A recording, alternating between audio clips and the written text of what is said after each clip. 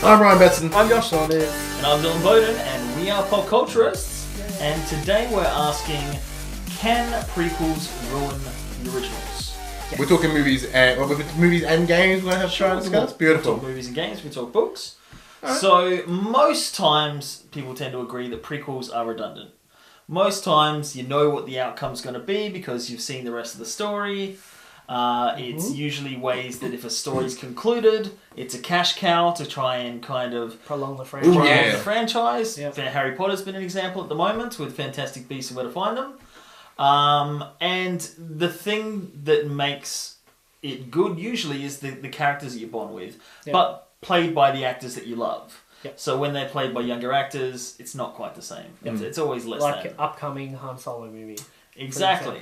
Potentially where someone's been recast and it's just not, they don't have the magic charm that Han Solo would have, Harrison Ford would have.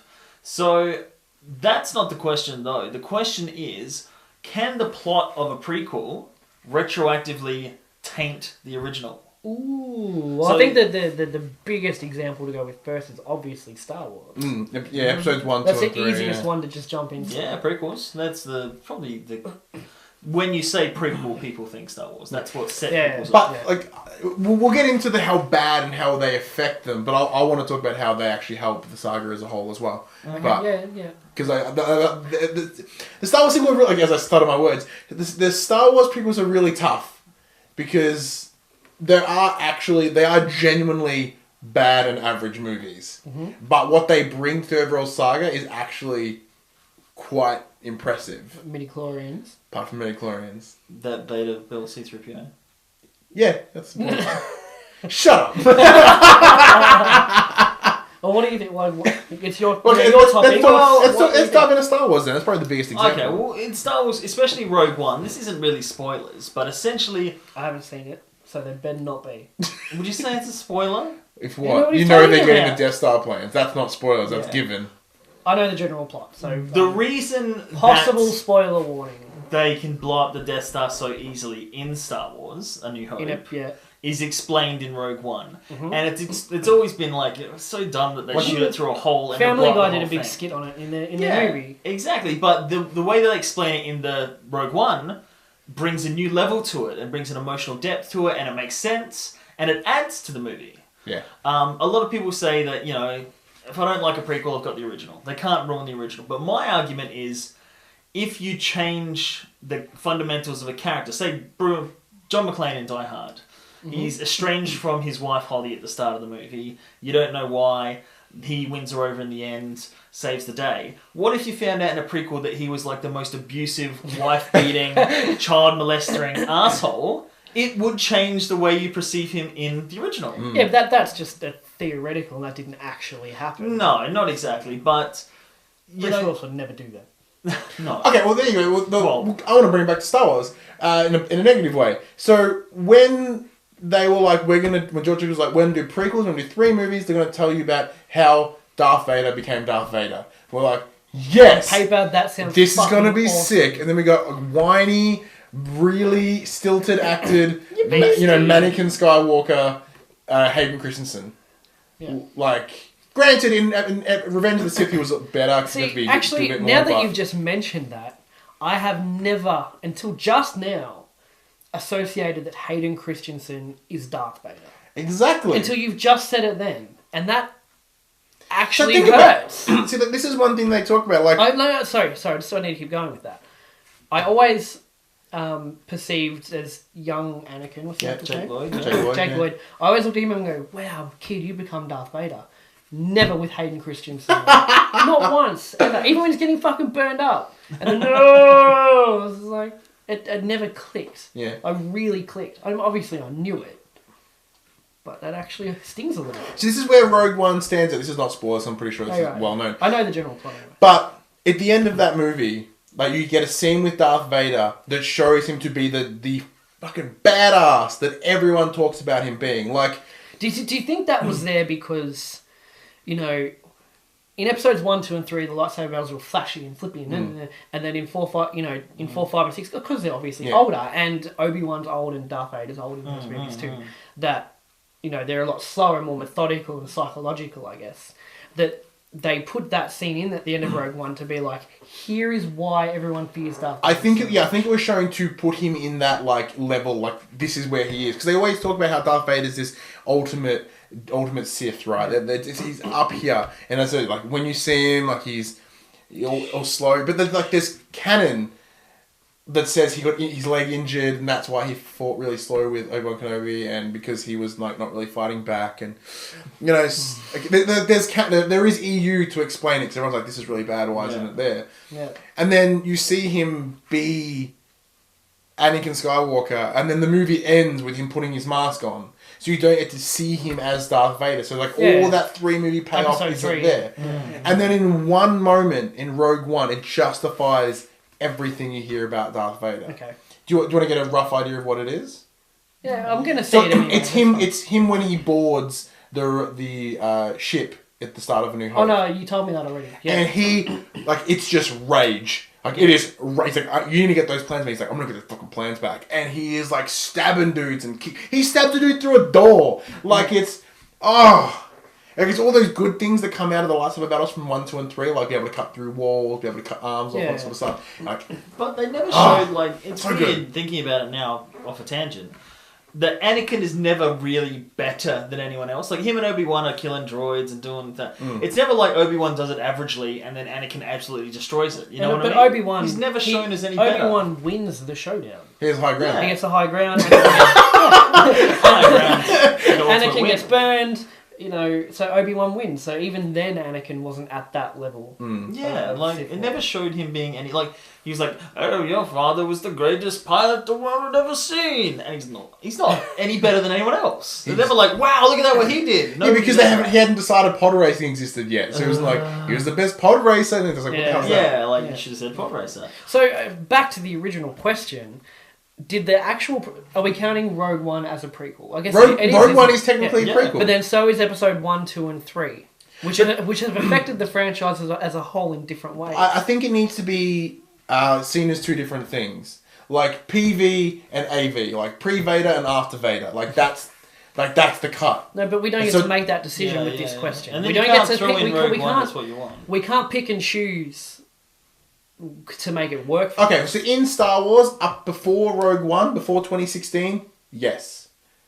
People loved Star Wars. Like, if you in the 70s and the 80s, people would scream and cry and love Star Wars. And then in one moment, it all crumbled. With Episode 1. And then Episode 2, maybe Episode 2 will do it. Didn't. 3 didn't. Almost towards the end, like that last, the final showdown with Anakin with the music and all that was amazing.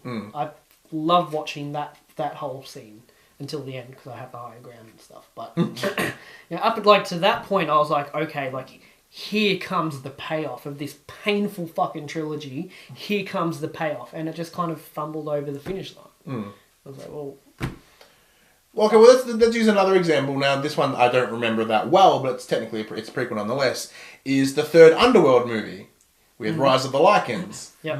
I don't remember that being very good either. It was terrible. Yeah, there's a fine line between actual prequels and like where the sequels recast and they say, this is before. Yeah, you know what I mean? They're dodgy. Like I'm saying... What more examples do you have? Well, I got the tough thing is the best ones that are prequels are part reboots.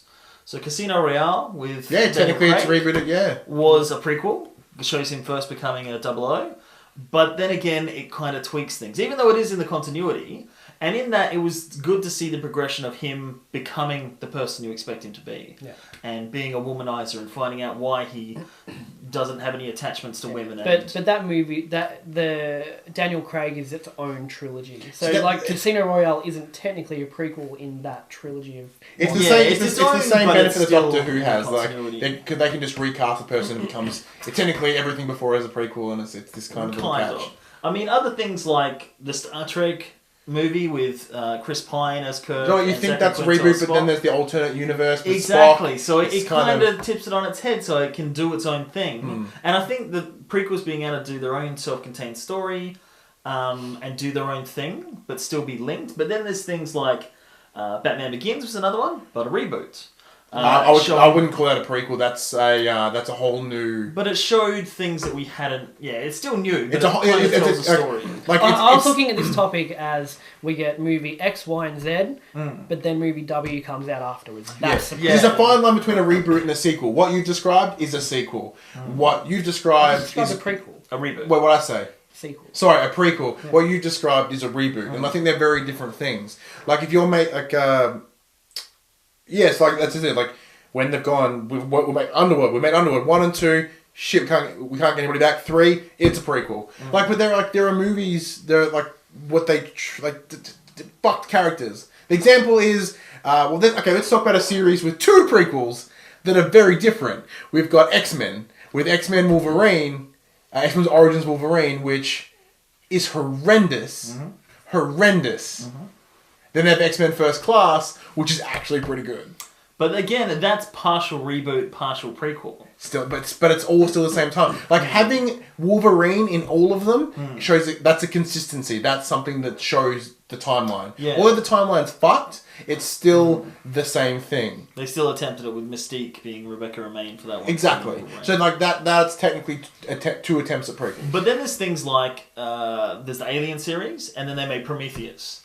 And Prometheus is 100% a prequel. Even though they say it's set in the same universe. But the prequels that are dumb are the ones that retread the exact same beats. Like, we land on this planet, we find this alien eggy thing, even though it looks different in this one. Then we have like an alien monster. It looks slightly different. Then everybody dies. Like, it's the same movie. And now with Alien Covenant coming out in the trailer, these people get on a spaceship, they go to a planet, they find this eggy thing, they start dying. Like, come on, that is redundant. The thing they made as, it was supposed to be a reboot, then they made it a prequel, the same beats happen again. Same situation, just different people who aren't as good actors, on a cheaper budget, and it just turns out horrible. So, going back to the point of, do you think that nothing can taint the original? You've always got the original. Or do you think there are ways that things could ruin? I think it varies. I think depending on how bad it is and how much it involves what the canon that the first one's created, I think that's where it can hurt. If it's a prequel that can sort of stand itself as can fit as a standalone story, like Rogue One. Rogue One is a standalone story that's part of this bigger universe. Exactly. I think that's the perfect balance. Yeah, I'd say. Rogue One is the perfect example of how to do a prequel right.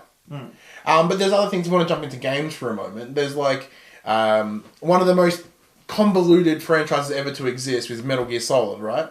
So like you've got 1 and 2, and then you jump back to, with Metal Gear 3 Snake Eater, you jump back to like, I think it's like Vietnam War or whatever, and you're Big Boss, you know, like there's all that cool stuff. And then that's developing the character of Big Boss, which then later is what creates Solid Snake. So it's its own story, but it's part of the bigger story. And then technically Metal Gear Solid 5 is a prequel as well, but it's establishing further Big Boss. It's not like, here's Solid Snake when he was younger.